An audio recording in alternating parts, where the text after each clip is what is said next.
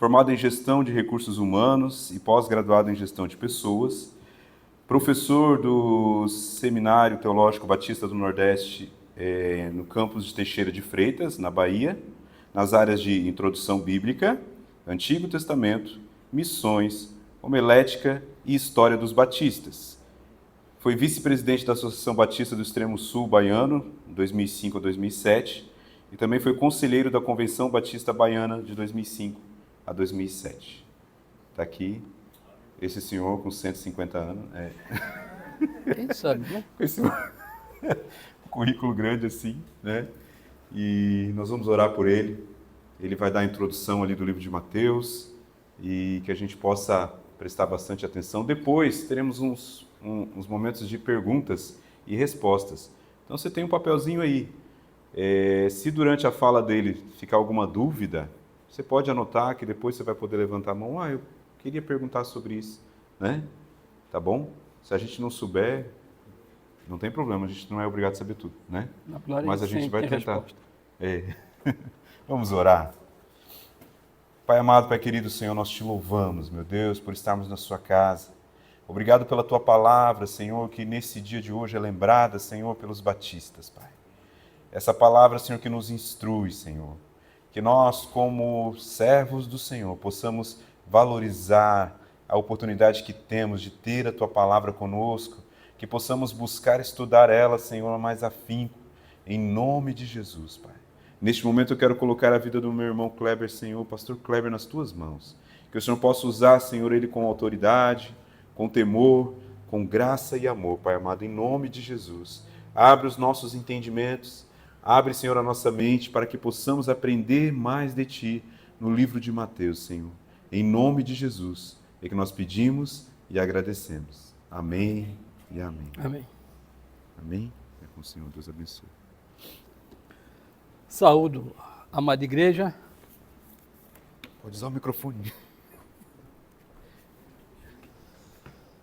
Tá funcionando aqui certinho para editar.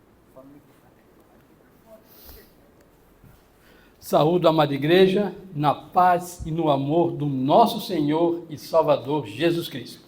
Amém? Como o irmão Carlos já falou aí, né, já leu a ficha corrida, eu estou acompanhado aqui nessa manhã pelo general Caleb, cadê ele? Está ali, olha lá, ó, grande general Caleb, né, que é grande no físico e também na parte espiritual. E eu quero convidar a igreja para nós lermos novamente a Bíblia, mas não naqueles textos. Evangelho de Mateus, capítulo 1. Para nós entendermos o Evangelho de Mateus, a gente precisa ler o capítulo 1. Vou pedir os irmãos a ficar ali de pé. Vocês vão ficar muito tempo sentados, vamos ficar um pouquinho de pé. Evangelho de Mateus, capítulo 1.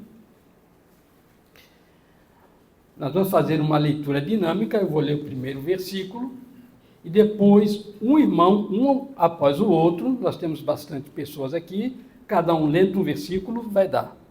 São 25 versículos, nós somos mais do que 25, então um versículo para cada um. A palavra do Senhor diz assim no versículo 1. Livro da genealogia de Jesus Cristo, filho de Davi, filho de Abraão. Abraão gerou Isaque, Isaque gerou Jacó, Jacó gerou Judá e seus irmãos. Judá gerou Pérez e Zera, cuja mãe foi Tamar. Pérez gerou Hezron, Hezron gerou Arão. Arão gerou Aminadab, Aminadab gerou Nasson, e Nasson gerou Salmão. Salmão gerou Boaz de Raabe, e Boaz gerou Obed de Ruth, e Obed gerou Jessé. Jessé gerou o rei Davi, e o rei Davi gerou Salomão, daquela que foi mulher de Urias. Salomão gerou a Roboão, Roboão a Abias, Abias a Azar. Azar Azar gerou a Josafá, Josafá Uzias gerou a Jotão, Jotão a Acás, a Ezequias. Ezequias gerou a Manassés, Manassés a Amon, Amon a Josias. Josias gerou a Jeconias e a seus irmãos na deportação para a Babilônia. Depois do exílio da Babilônia, Jaconias gerou Salatiel, Salatiel gerou Zorobabel, Zorobabel gerou a Abiúde, a Eliaquim, a Azaor. Azor gerou Sodec, Sodec gerou Aquim, Aquim gerou Eliúde. Eliúde gerou Eleazar, Eleazar a Natã, Natã a Jacó. Jacó gerou José, marido de Maria. Da qual nasceu Jesus, que é chamado Cristo. Sócio de todas as gerações, desde Abraão até Davi, são 14 gerações, e desde Davi até a deportação para a Babilônia, 14 gerações, e desde a deportação para a Babilônia até Cristo, 14 gerações. Ora, o nascimento de Jesus Cristo foi assim: estando Maria, sua mãe, desposadas com José, antes de se juntarem, achou-se ter concebido pelo Espírito Santo. Por ser José seu marido, um homem justo, e não querendo expô-la à desonra pública, pretendia anular o casamento secretamente. Mas enquanto mediava sobre isso, eis que no sonho lhe apareceu um anjo do Senhor, dizendo: José, filho de Davi, não temas receber a Maria como sua mulher, pois o que nela está gerando é do Espírito Santo. E dará à luz um filho, e chamarás o seu nome de Jesus, porque ele salvará o seu povo dos seus pecados. E tudo isso aconteceu para que se cumprisse o que foi dito da parte do Senhor, pelo profeta, dizendo: Eis que a virgem conceberá e dará à luz um filho, e ele será chamado pelo nome de Emanuel. E Emanuel significa Deus conosco. Despertando José do sono, fez como lhe ordenara o anjo do Senhor e recebeu sua mulher. Porém, não teve relações com ela até que a criança nasceu. E José pôs no menino o nome de Jesus. Amém? Amém. Eu quero agora a oração de um pai. Um irmão que seja pai esteja orando nesse instante. Deus, nós queremos te louvar por esses feitos, nessa genealogia, Deus amado de Jesus, pela chegada do Salvador, a igreja, as famílias, o mundo, as nações, conhecer, Deus, essas gerações, que chegou até mim, chegou até a igreja, chegou até a família, chegou até o teu povo. Graças por essa grandeza, sobre o nosso Deus, Emanuel, Deus conosco, Deus poderoso. Agora, Deus, revela a nós a tua palavra, esse seminário, Deus amado, porque foi o Senhor que implantou, e foi o Senhor que fez para que nós possamos conhecer, Deus amado, a família, o céu e as famílias da terra, em nome de Jesus. Amém. Amém. Os irmãos podem se assentar. Muito bem. Deixa aberta a Bíblia nesse texto aí. Não fecha não. Fecha não. Deixa aberto nesse texto aí. O Evangelho de Mateus é um evangelho sinótico. Alguém sabe me dizer o que significa essa palavra sinótico? Não pode ser pastor e nem pode ser seminarista. Algum irmão que não seja pastor, nem seja seminarista, pode me dizer o que significa a palavra sinótico? Cadê meus alunos? Eu já ensinei isso, pelo amor de Deus. Faz tempo que o pessoal esqueceu. É relato breve de algo. Relato breve de algo. Tá. Mais um. Que mais? Sinótico.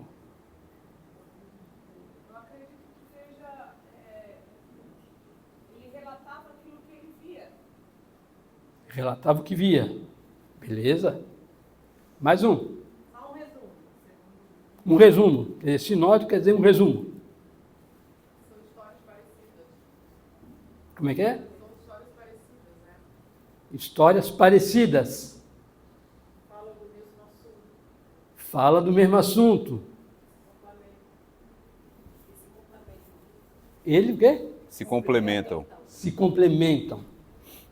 Bom, vamos lá. A palavra sinótico, ela vem do grego. E quais são os evangelhos sinóticos? Tem mais de um, esse não é o único.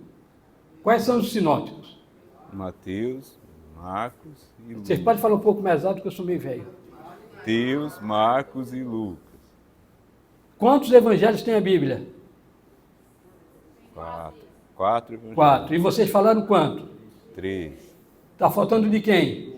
João. E João é sinótico? Não. Não é. Por que não é sinótico? Não é um resumo. Não é resumo, ele é grande. É exato. Por que João não é sinótico? Porque João fala daquilo, da maneira como ele via.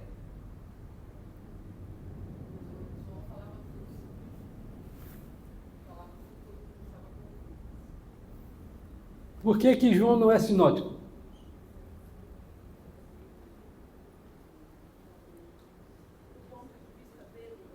Ponto de vista. Né? Sim. Mas tem mais uma coisinha. Oi? Futuro. Não, aí ia ser Apocalipse. Mas foi o mesmo autor. Não está errado, não. O mesmo autor. Você só errou o livro, mas o autor é mesmo. Tá? Vamos lá. Evangelhos sinóticos são 3, certo? Pela ordem da Bíblia. Mateus, Marcos e Lucas. Não é a ordem de escrita, porque a ordem de escrita, Marcos seria o primeiro, certo? Por que sinótico? Certo? Porque eles são idênticos. Eles contêm os mesmos textos, eles falam dos milagres de Jesus, e em alguns deles, eles colocam as mesmas palavras. Ou seja, a visão... Quem falou em visão aí? Uma irmã falou... Aqui, beleza. Então você estava certa. Aí você estava certa. Então, a visão dos 3, Mateus, Marcos e Lucas, é a mesma. Eles estão narrando o mesmo fato, do mesmo ponto de vista, a mesma história, alguns deles com as mesmas palavras e os mesmos assuntos. Alguns deles, vocês podem ver, depois fazer a comparação, as palavras são quase que idênticas. E tem alguns que os assuntos são idênticos. Porque um diz que Jesus curou 2 cegos, outro diz que Jesus curou apenas um cego, mas o cego foi curado. Ou 1 ou 2 foram curados. Entendeu? Então eles são idênticos. Então por isso que são chamados sinóticos, parecidos com. Então eles são parecidos. Por isso a palavra sinóticos. O de João, ele é um evangelho na visão de João. João não está contando uma história. João está com a visão dele do Jesus espiritual, não do Jesus físico, que cura, que faz milagre. Tanto é que no evangelho de João você não vai ver milagre. João começa o evangelho dizendo o quê? Logo no começo do evangelho, o que ele diz? Era o verbo. E o verbo estava com Deus. Mas o verbo, ele era alguma coisa, ele diz aí. Eu não estou lembrado não. O que ele diz aí? Me lembre. Era Deus. O verbo era Deus? Não, ele diz, tem um negocinho aí antes. O verbo era o quê? O verbo se fez carne. O verbo estava com Deus. Não, antes do verbo era... Ele não diz assim, o verbo, ele tem um negocinho antes do verbo era Deus, ele tem um... Ele bota alguma coisinha aí. Vai no texto aí, o que ele diz aí? Lê para mim aí.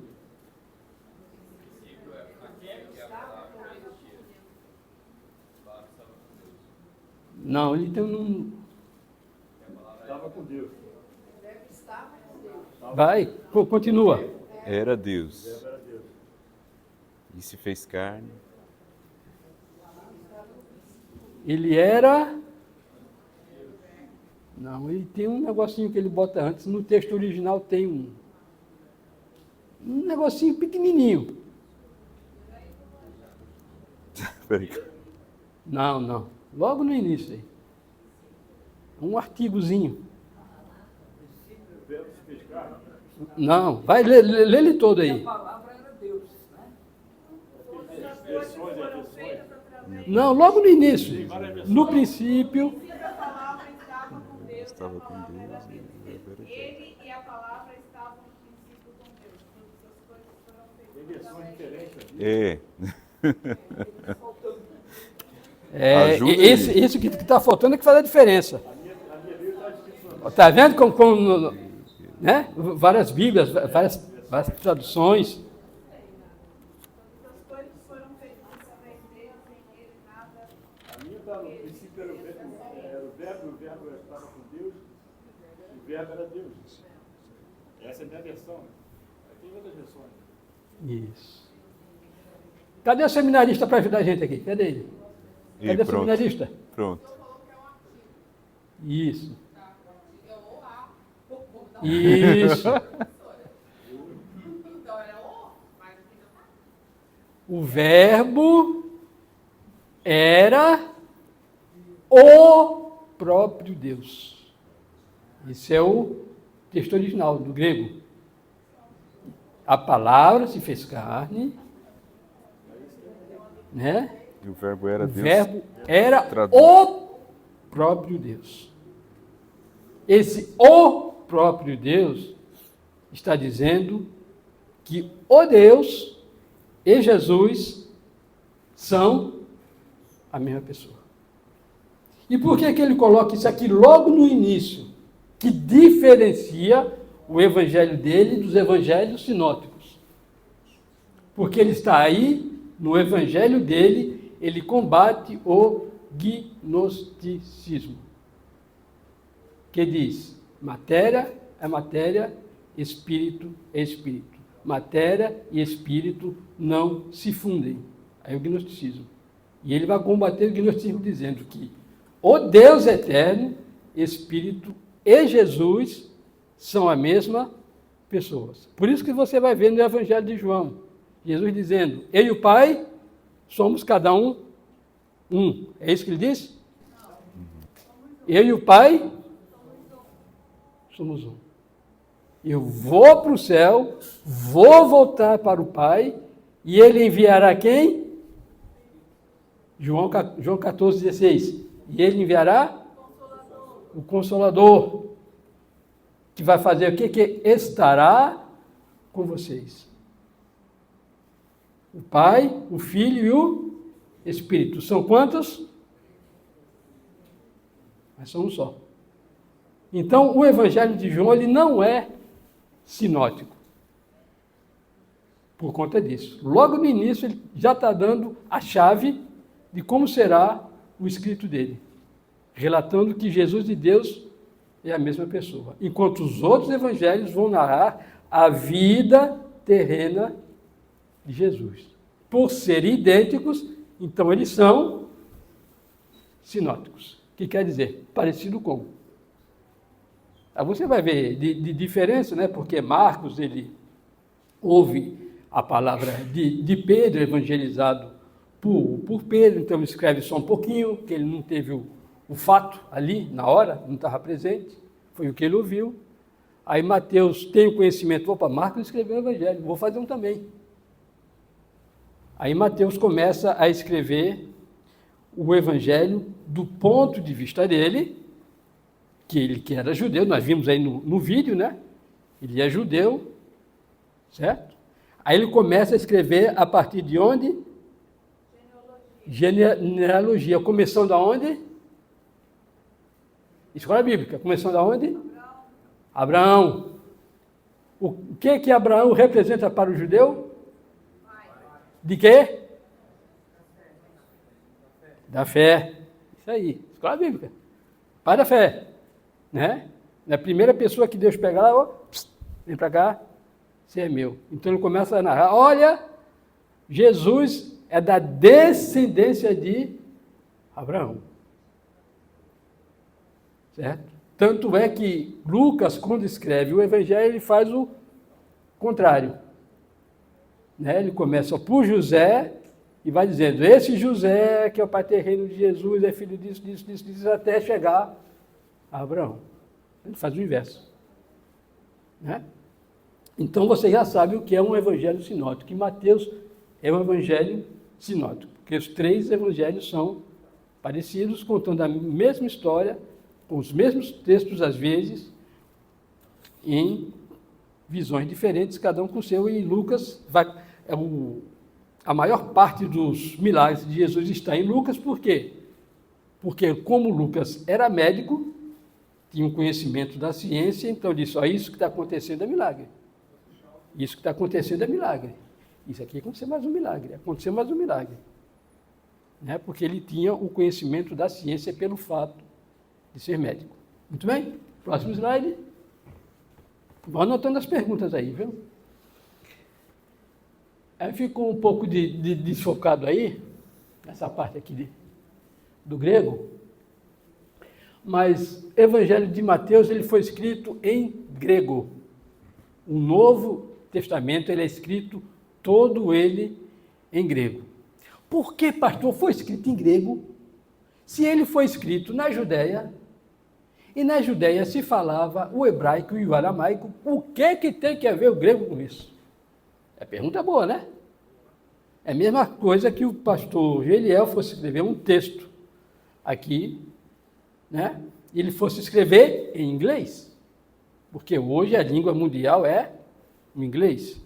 Então você tem o inglês, você pode ir para a China, fala inglês, o chinês entende. Você pode ir para a Itália, fala inglês, o italiano entende. Né? Então, se eu for falar chinês na Itália, ninguém vai entender. Mas se você falar inglês, todo mundo entende. Então, a língua mundial hoje é o inglês. Então, Mateus escreve em grego, porque era a língua mundial que eles estavam usando naquele momento. Certo? A base do conhecimento todo era o grego. Tanto é que no livro de Atos, né, Paulo vai combater os estoicos, o estoicismo, que é o que a gente estuda lá em filosofia. Quem for fazer filosofia vai estudar estoicismo e epicurismo. E Paulo vai pregar para essas pessoas, porque é a base do conhecimento da época, era o grego. Então ele escreve em grego. Então ele recebe o nome em grego, Matiaiton, que é o que está aqui, certo? Mataion, que quer dizer em português, passou para o nome de Mateus, certo?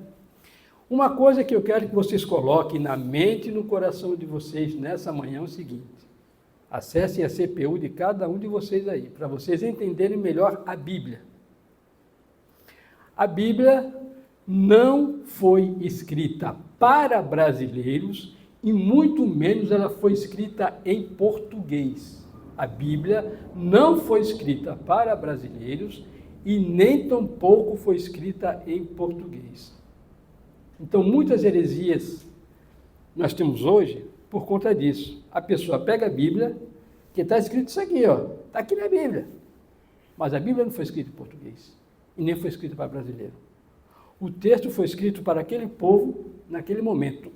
O Evangelho de Mateus ele foi escrito para o judeu, para o povo judeu, para que o povo judeu entendesse que Jesus era o Messias. Tanto é que nós lemos aqui, logo no início, o texto de Isaías, né? O texto de Isaías que fala: a virgem engravidará e dará à luz um filho, a quem chamará Emanuel, que quer dizer Deus conosco. E deixa eu ver só o que eu coloquei aqui. O 23, Isaías 7, 14. Você pode ver lá em Isaías 7, 14. Então, o texto foi escrito, Mateus escreve o texto para o judeu, para o povo judeu, para que eles entendessem que aquele Messias que eles estavam esperando é o próprio Cristo. Muito bem. Vamos lá ao próximo. O objetivo. Por que ele escreveu? Falamos agora. enfatizar que a vida e o ministério de Jesus Cristo demonstram ser ele o Messias. O Messias é este aqui. E que coisa interessante, né? Olha bem, nós vimos o vídeo aí do chamado de Mateus. Mateus não tinha nenhum conhecimento assim com Jesus. O que ele escreve aí foi dos 3 anos que ele participou com Jesus, no ministério com Jesus. Né? Então, ele tinha o conhecimento do Messias, certo? Porque ele era judeu, vai vir o Messias, mas ele não sabia, não passava para ele a ideia de quem seria essa pessoa. Né? E ele vai escrever, ele vai enfatizar. Você pode ver no texto de Mateus, no Evangelho, que ele enfatiza muito isso, o Messias, certo? Cumprindo-se assim a profecia do Antigo Testamento. Então ele já começa no seu Evangelho narrando o texto do profeta Isaías, logo no início do capítulo 1, conforme está escrito lá na profecia de Isaías.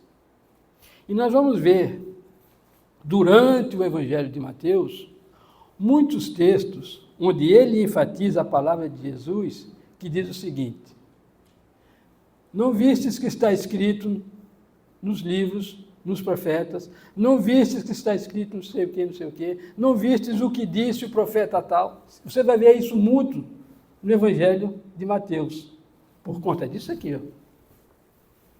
Porque o escrito dele era enfatizar Jesus como o Messias, tendo como base o Antigo Testamento, as profecias. Então, essa é uma visão de Mateus, do escrito de Mateus. Você não vai ver isso em Marcos, nem em Lucas, mas você vai ver muito em Mateus. Por quê?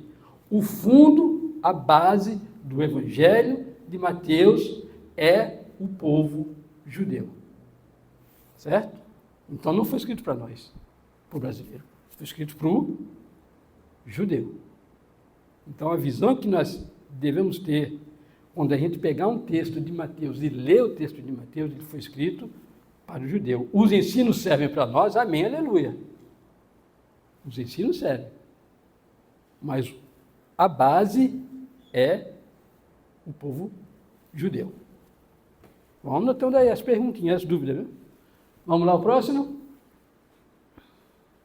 Versículo-chave de todo o Evangelho de Mateus é o capítulo 1, verso 23. Eu quero que um jovem esteja lendo aí. Ó. É a chave do Evangelho de Mateus, é o capítulo 1, verso 23. Eu quero um jovem fazendo essa leitura.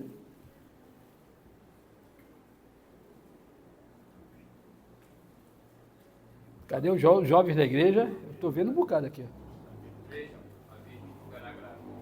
Ela dará luz a um filho e o chamarão de Emanuel, que significa Deus conosco. Isso é a chave do Evangelho de Mateus. Esse texto aí, do profeta Isaías. Certo? Próximo. O esboço do livro. Nascimento e infância de Jesus, capítulo 1 e capítulo 2. Nós lemos o capítulo 1, tem também aí o capítulo 2, né? Que é aquele texto que a gente usa muito para Natal, né? Época de Natal, né? Os magos vão lá, vão levar presente, o anjo fala com os pastores, a manjedoura, não é? Então esse texto é muito conhecido. Esse texto vai falar também algo interessante que ele está escrevendo para judeu é o seguinte: Jesus nasce aonde? Belém, que fica aonde? Aonde? A Judéia. Mas depois ocorre alguma coisa que eles vão sair dali da Judéia. Por que eles vão sair da Judéia?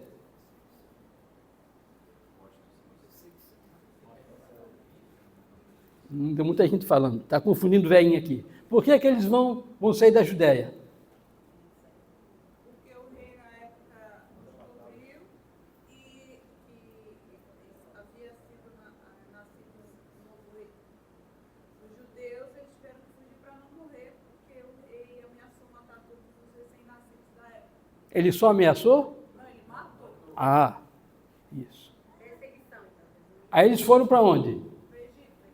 Para o Egito. Aí eles ficam no Egito. Depois eles fazem o quê? Retornam para onde?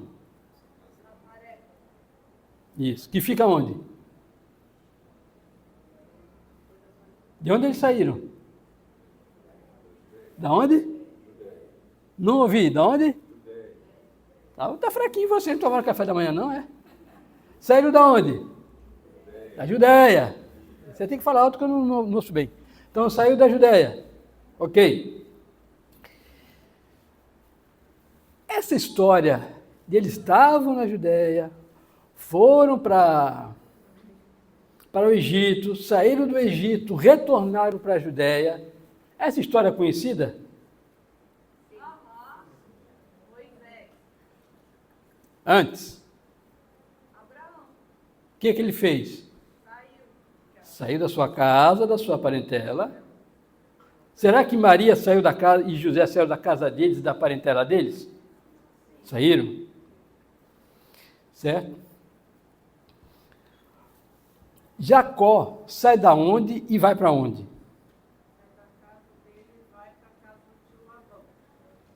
Não, mas depois com os filhos já. Para onde? Para o Egito. Sai com a turma dele para o Egito. Depois de lá, aí entra quem? Moisés, que sai da onde? E vai para onde? Que era o mesmo lugar de onde saiu Abraão. Retorno para lá. Então vocês estão vendo por que Mateus escreve o capítulo 1 com a genealogia de Abraão e no capítulo 2 ele narra esse texto para o Egito, porque antes disso tem o quê? A matança das crianças. No Antigo Testamento, quem que mata as crianças que o povo sai correndo? Quem é? Vocês estão vendo que as histórias são parecidas? Então, quando Mateus coloca isso aqui, ele está dizendo, Jesus está tendo o mesmo percurso da história do povo hebreu. A matança das crianças, Faraó, matando as crianças, matança de crianças. Ida para o Egito, eles foram para o Egito. O retorno do Egito, certo? Para triunfar na Terra Prometida, assim como o povo saiu do Egito para triunfar na Terra Prometida, Jesus sai do Egito para triunfar agora em Jerusalém. Está vendo como as histórias são parecidas? Então ele escreve esse texto aqui com esse panorama histórico judeu para que o povo entendesse de quem ele estava falando. Ele está dizendo, Jesus é gente da nossa gente.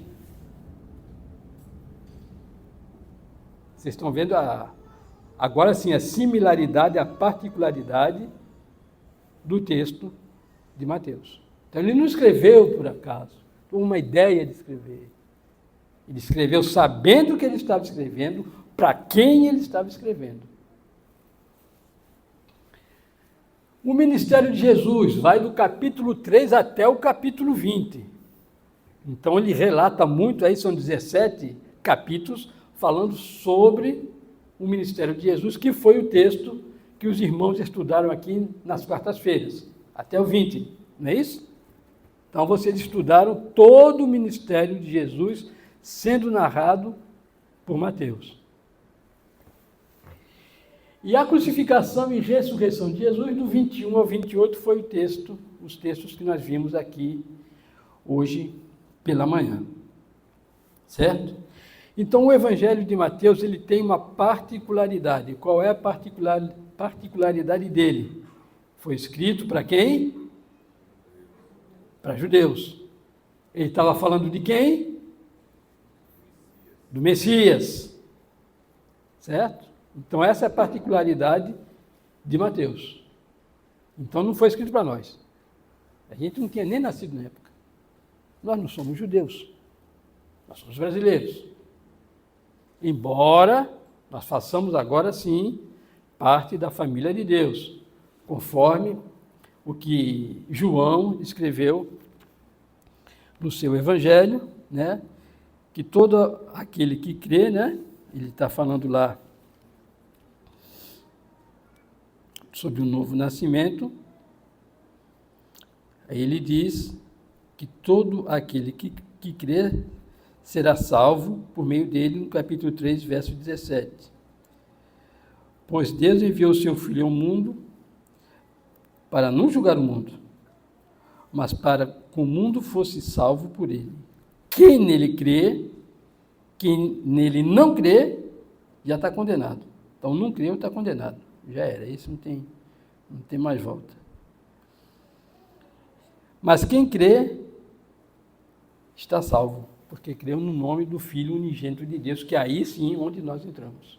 Mas no Evangelho de Mateus, é para o povo judeu. Muito bem. Então, nós já vimos aí o esboço próximo. Aí nós temos aí o julgamento de Jesus, né, que foi a parte que a gente viu. A conspiração na casa de Caifás. Lá no capítulo 26, nós vamos ver como é que isso se dá. Que coisa interessante, até parece que é algo recente. Essa conspiração, ela não vai acontecer no Sinédrio, conforme diz o texto aí. Ela vai acontecer no versículo 3, 26, 3. Então os principais sacerdotes e os líderes religiosos, Senhor, tenha misericórdia desse povo, reuniram-se no pátio da casa do sumo sacerdote, que se chamava Caifás. Então a conspiração contra Jesus vai acontecer aonde?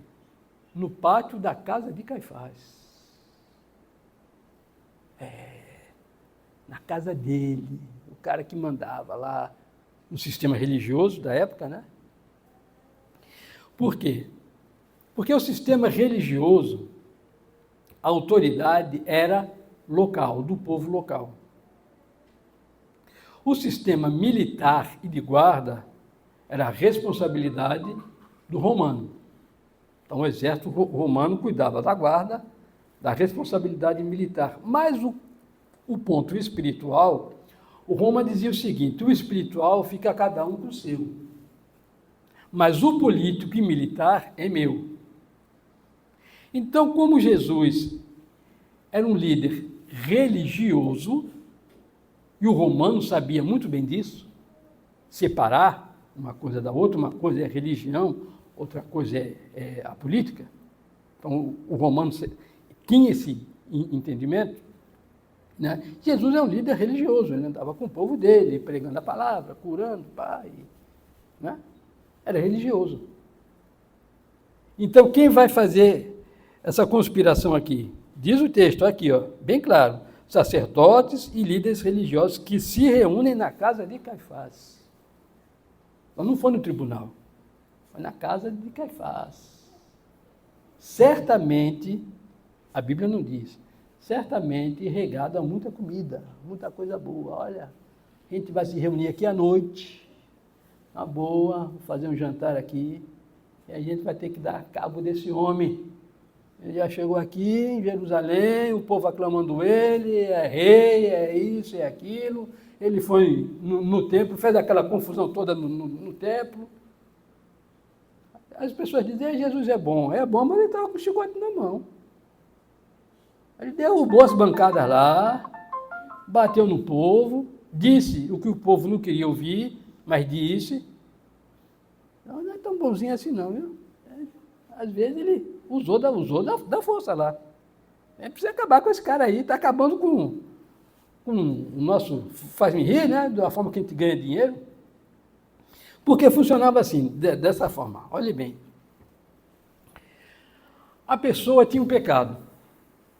A depender da consequência, do tamanho do pecado, o pecadinho, pecadão, né, pastor? A depender da consequência e do tamanho do pecado, seria a sua oferta.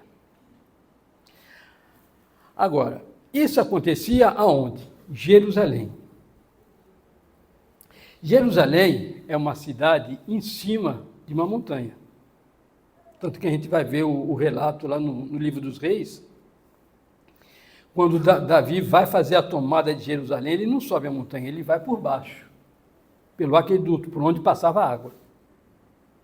Era o local mais difícil e ninguém, em sã consciência, imaginaria alguém passar por ali para tomar uma cidade. Ele vai vir por cima, ele vai subir a montanha e vai chegar aqui, mas era impossível, porque era difícil, sem contar as muralhas que a cidade tinha. Certo? Então, Jesus chega lá em Jerusalém sendo aclamado pelo povo. O que eles vão fazer? A gente precisa fazer algo para tirar esse homem daqui. Então, aqui eles fazem uma conspiração.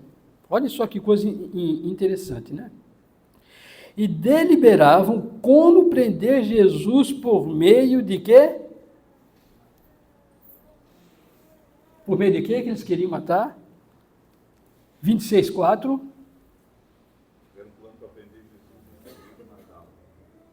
Mas eles queriam fazer alguma coisa. Vê se é... Oi? Traição, isso. Muito bem. A sua Bíblia está numa tradução boa, né? Então, eles só podiam pegar Jesus de que maneira? Ele fosse alguém de dentro para traí-lo. Por quê? Por fora não conseguia. Vocês lembram disso lá né? no Antigo Testamento também, né? José, né? Ele foi acusado de algo, mas não era verdade. Uma mentira, né? A mulher disse, ele me pegou, não sei o quê. Mas era uma mentira, mas foi acusado. Então, pela verdade, pelo ponto de vista da verdade, não conseguiria. Nós não vamos conseguir. Então, tem que ser com alguém que esteja lá dentro, para atraí-lo de alguma forma, né? E matar. Né? O preço da traição. Aí foram as moedas de prata, né? Aí ele vai ser preso, lá no 26.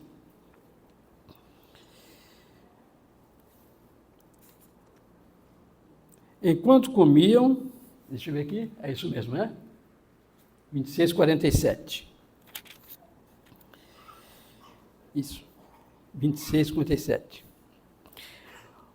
Enquanto ele ainda falava, Judas, um dos 12, tinha que ser alguém de dentro, certo? Mas isso já estava lá na profecia de Isaías. Chegou acompanhado de uma grande multidão com espadas e pedaços de pau, vindo da parte de quem? Dos sacerdotes e líderes religiosos.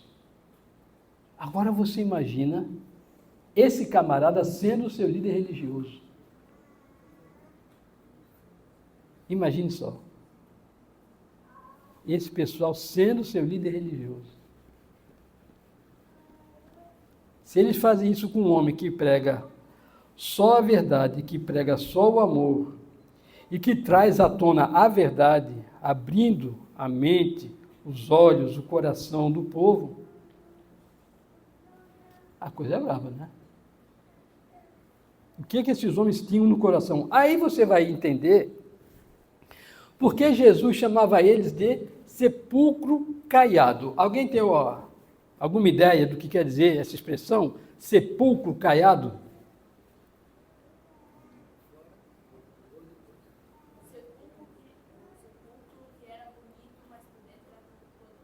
Por que caiado?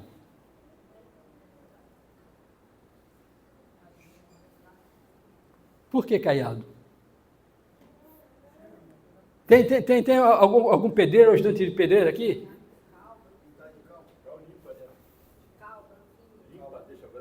Caiado quer dizer passar do cal. Certo?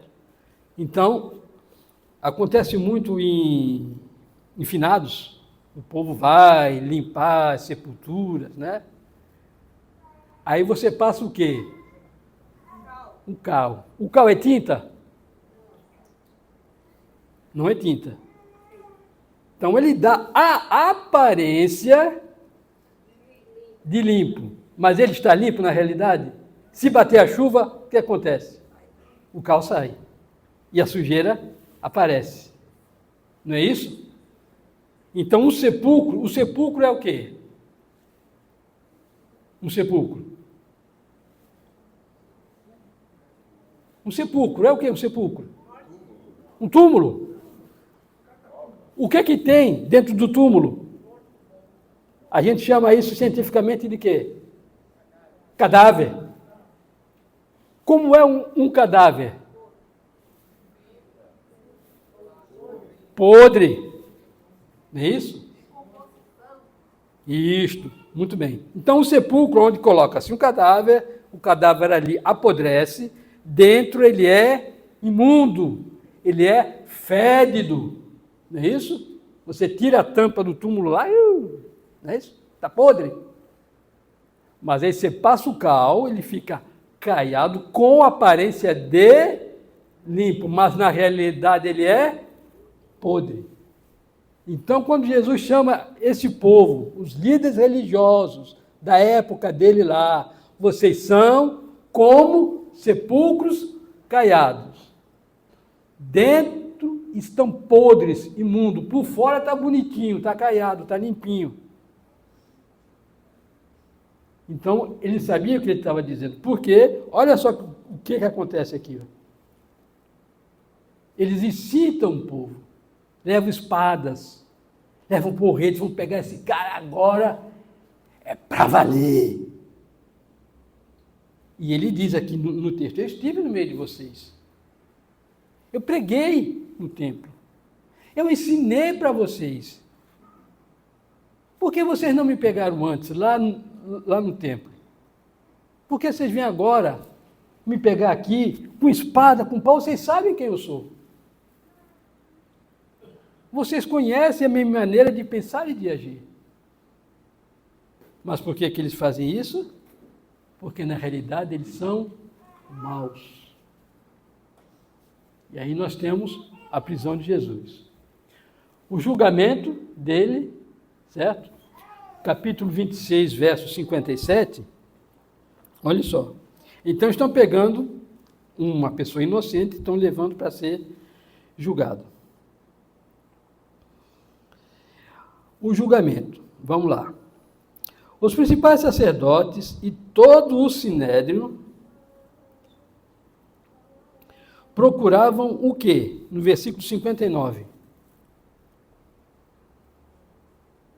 Primeiro eles pegaram alguém de dentro para poder entregar, porque de fora não ia conseguir. Versículo 59, o que eles procuravam aí? Um quê? Um falso o quê? Como é que a gente chama isso? Não, mas tem um nome bonito. Mentira é um nome feio. Não. A gente usa um nome muito bonito para isso, um nome pomposo que a gente fala aí. Fala-se muito nisso. Fake news. Fake news é a palavra pomposa, bonita para mentira. Então, para você não falar, você me disse uma mentira. Você falou uma fake news. O que quer dizer? Que é fake. Fake é mentira. News é notícia. Notícia é mentirosa. Se você pegar do inglês, o que é fake? Um bolo fake. Né? Um bolo fake é um bolo falso, mentiroso. Não é bolo. Não é isso? Eu quero comprar um bolo fake. Não é isso? Você vai na loja, eu quero comprar um bolo fake. Um bolo falso, mentiroso, um bolo de plástico, de borracha, de papel. Só para enfeitar, para dizer que é aquela festa, que bolo bonito, aniversário, não sei o quê. A gente chama de quê? Quem trabalha com confeitaria fala o quê? Bolo fake, não é isso? Porque quem fake? Mentiroso, não é o bolo de verdade. E news é mentira, notícia. Então, quando você vai falar fake news, você está dizendo notícia mentirosa, notícia falsa. É traduzido do inglês. Então, eles queriam pegar ele, mas para pegar ele tinha que ser o quê? Através de uma mentira, de uma fake news, de uma acusação falsa. Eles não tinham base para prendê-lo. Né? Aí no versículo 60, o que diz aí?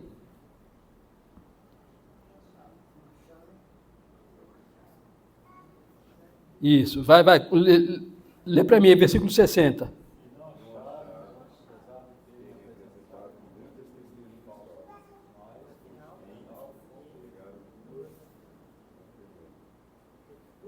Duas. Arrumou dois mentirosos. Ai. Apocalipse 21:8 diz que o mentiroso não vai para o céu, ele vai para o inferno, prestar conta para Satanás. É Apocalipse que diz. Vamos continuar o texto aí. O 61 diz o quê?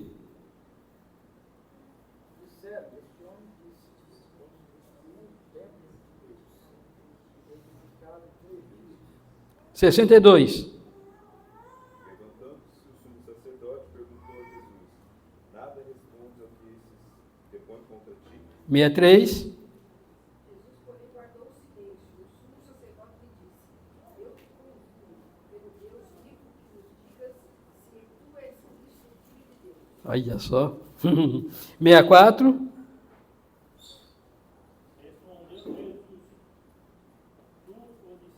É tu que está falando aí, ó. É a tua boca que está dizendo.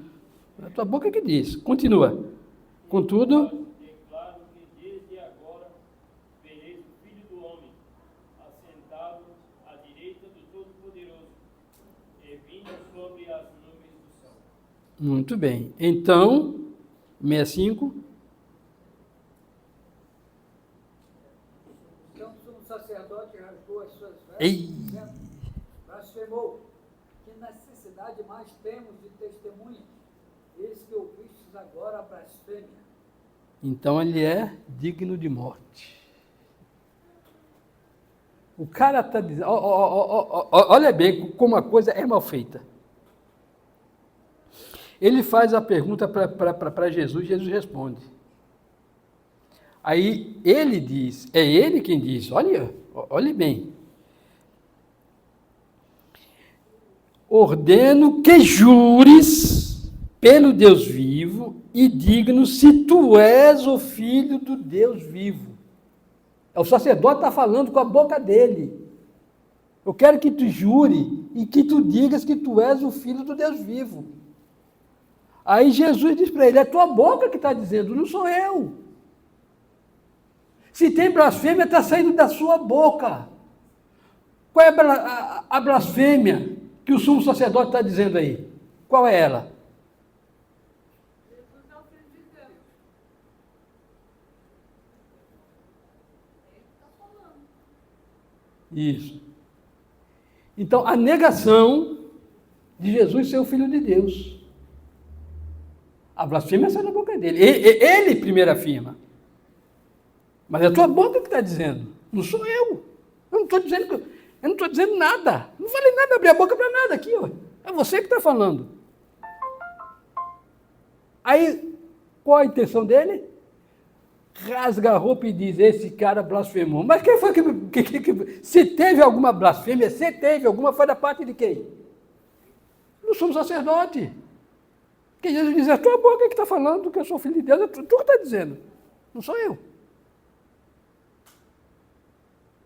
Está vendo como as coisas são feitas? Lá no Éden, a serpente fala com Eva.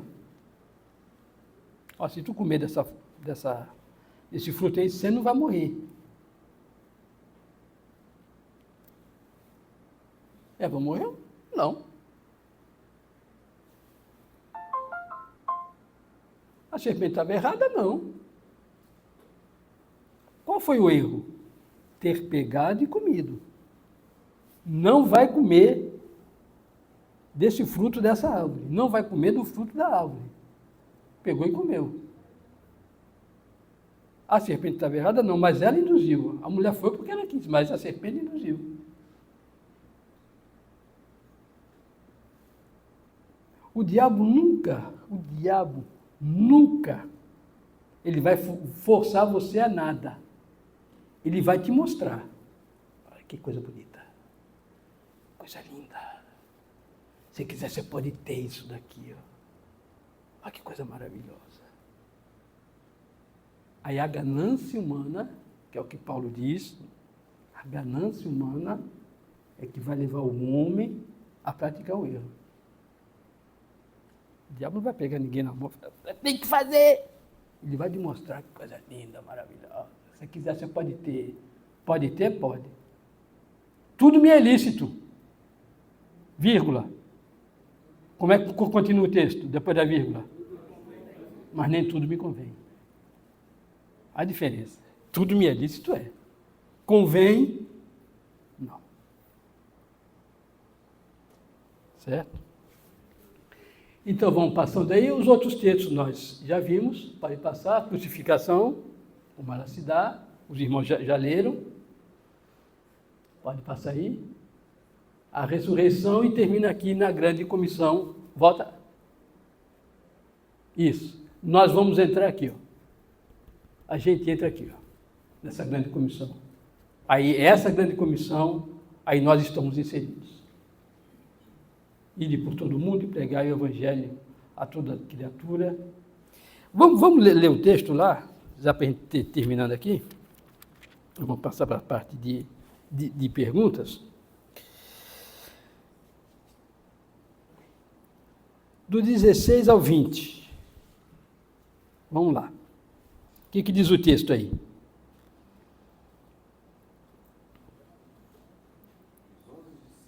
11? Oxe, não era 12? Ah, o suicídio. Ah, tá. O que eles fizeram aí? Os discípulos partiram para a Galileia, para o monte que Jesus lhe tinha designado. Uhum. Vamos lendo aí, até o 20. Quando viram, adoraram, mas alguns duvidaram. E... Jesus, aproximando-se, falou-lhes, dizendo, toda autoridade me foi dada no céu e na terra. Agora aqui quem manda sou eu. Portanto, ide, fazer discípulos de todas as nações, batizando-os em nome do Pai e do Filho e do Espírito Santo. Não entendi.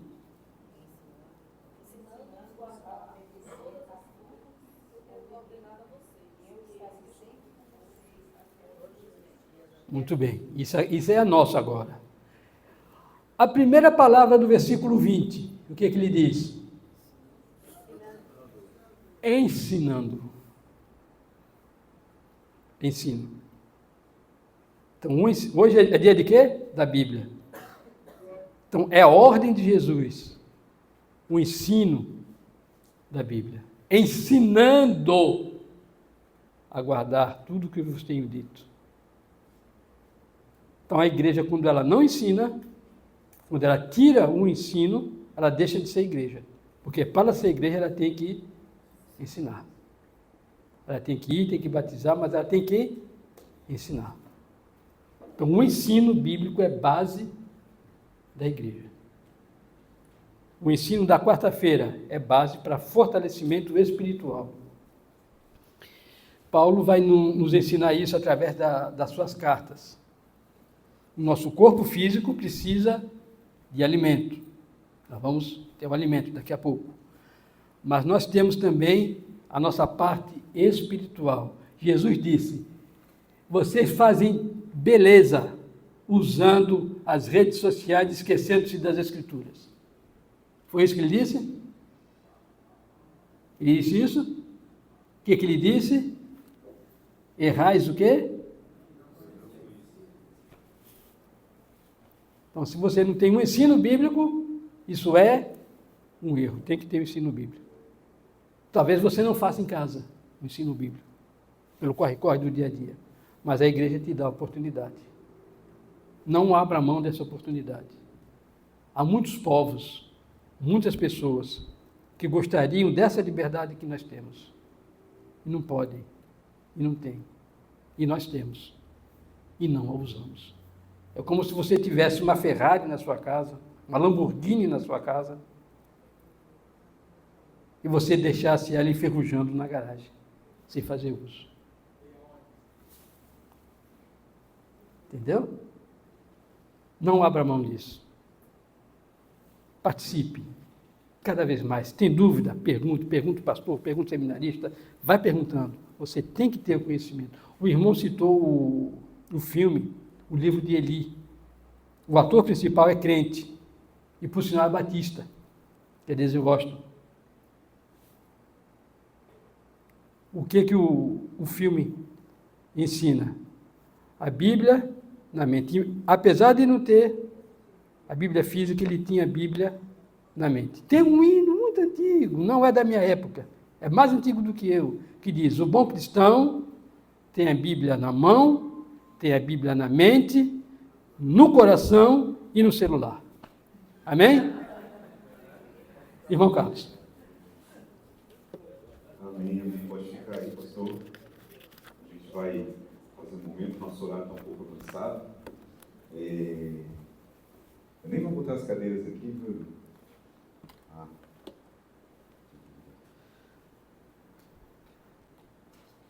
Pronto.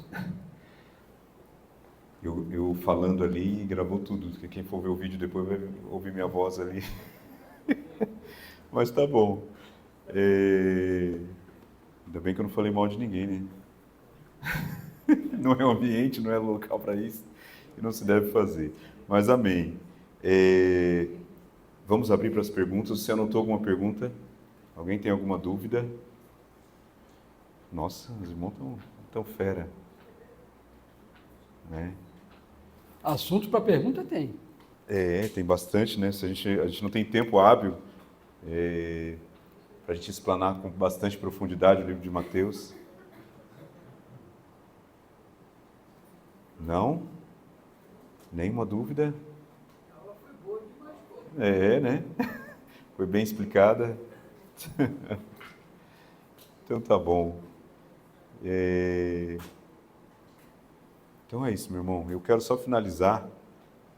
E eu sei que é um seminário, mas a gente, como eu falei para o pastor, a Bíblia está sendo explanada, está sendo falada, e essa palavra ela liberta. E o pastor acabou não abordando aqui porque não tem tempo. Só que eu só queria levar a gente lá para a cena da crucificação agora. Eu quero fazer essa reflexão com os irmãos. Né? Eu sei que a gente vai para a Santa Ceia e vamos lembrar disso. É por isso que eu vou fazer essa fala, pastor, até que a gente vai para a Santa Ceia. E aquele momento da crucificação, eu fico olhando para toda aquela cena que a gente conhece tão bem, todo cristão precisa conhecer a cena da crucificação, onde Jesus está rodeado de pecadores. E ele tem de um lado dois homens pecadores, ele tem uma plateia, pessoas que estão acusando ele, os romanos arrastaram ele, a gente sabe de toda a história, nós temos ali um público querendo ver a cena daquele homem sendo crucificado, nós temos ali, ele está rodeado de pecadores. Pecadores, pecadores, pecadores. Teve uma frase que foi dita para Jesus: se você é o Filho de Deus, salva-te a ti mesmo. Mas Jesus, ele escolheu não salvar a ele mesmo, mas resolveu salvar os pecadores. Ele resolveu salvar a todos nós, negando a si mesmo e falando: eu morri por vocês. Um homem do lado da cruz disse, foi ele que disse: salva você não é o Filho de Deus. Só que o outro resolve reconhecer. E ele fala o quê? Lembra de mim. Lembra de mim. Lembra de mim. E essa deve ser a nossa oração todos os dias. Porque ele morreu por mim e por você. Jesus podia ter se salvado. Jesus podia ter se encher de poder ali na hora. Falar: eu não quero esse negócio aqui. E ele teve essa crise no Getsemane. Ele teve essa crise. A crise humana de dizer: pai, está doendo, estou sofrendo. Passa de mim esse cálice. Mas que a tua vontade seja feita. E lá na cruz, ele decidiu falar: não, eu vou salvar não a mim, mas eu vou salvar o pecador. Eu vou salvar todos vocês que estão me acusando. Pai, eles não sabem o que fazem. Perdoa. E aí aquele homem do lado da cruz, ele reconhece, ele fala, lembra de mim. Lembra de mim. Que essa possa ser nossa oração. Lembra de mim. Eu tenho uma pergunta. Ah, surgiu, vai. Pastor, o senhor tem em mente, eu tenho, assim, quantos anos tinha Mateus na época, quando ele foi chamado por Jesus? O texto não fala isso, mas ele já devia ter por volta de seus 30 e poucos anos. Por aí, pela função que ele realizava, não podia ser muito jovem. Isso. É porque para o judeu, se você for analisar, a juventude vai dos 30 aos 40 anos. Porque até os 12 é tido como infantil. Nós temos com os 12 adolescente, né? Porque você vê ele, Jesus, aos 12, sendo levado ao templo. Então, ele devia ter por volta de seus 30 e tantos anos, por conta da função que ele exercia. Apesar de todo cobrador ter a guarda do seu lado, né, para garantir que ninguém o roubasse. A guarda do dinheiro. Né, do dinheiro, né, dos valores, mas a idade girava em torno disso daí, por conta da função dele. E para o judeu, até 40 anos é jovem, fica a dica, né? Sou jovem ainda. Mas também, só para a gente fechar. É porque no Antigo Testamento a gente vai ver que Josué e Caleb, né, que o texto fez dizendo que eles eram os mais jovens, mas quando eles foram fazer o serviço de espia, eles tinham 40 anos. Caleb vai falar isso lá no final, né? Ele vai dizer, eu estava com 80 anos, eu me sinto com o mesmo vigor, aí agora para os mais velhos. Quando eu fui ver a terra, então ele tinha 40, agora está com 80, ele diz, eu estou com o mesmo vigor, né? Que a gente seja assim como Caleb. Ele está ali presente. Viu? Olha lá. Amém. Nós vamos encerrar, vamos orar e passar para a Santa Ceia, tá bom? Só vou agradecer aqui, pastor, muito obrigado, que Deus abençoe. Amém. Né? Que a gente...